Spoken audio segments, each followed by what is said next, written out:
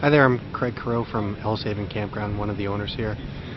We found the goose about a month ago, early in the morning. It was all by itself, and we noticed that the arrow was going straight through its head. It was a little bit out of our realm of normal duties for animals here, so we called the the Boston Animal Rescue, and they came down and did a great job, captured the goose, and here we are today, releasing it back into the wild.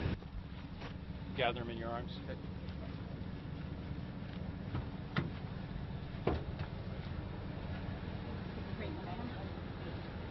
We received multiple calls, both from work employees at the campground and from residents here or people visiting, that there was a goose with an arrow through its head.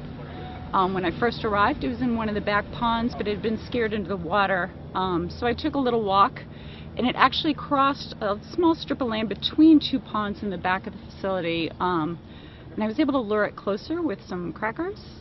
And then once it was on land, was able to just kind of quickly maneuver and grab them. And then walked back to my van.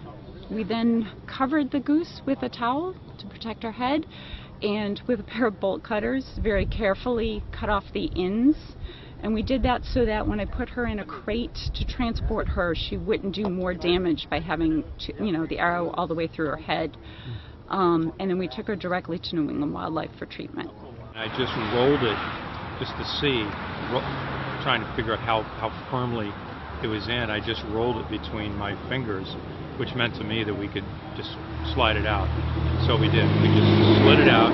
My worry was we would have a lot of blood, and there was no blood.